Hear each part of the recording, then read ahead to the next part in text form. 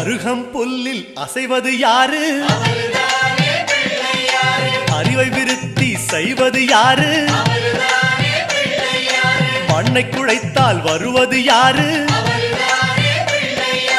மண்ணை காக்கும் சாமியும் யாரு? வெள்ளையருக்கில் உள்ளது யாரு?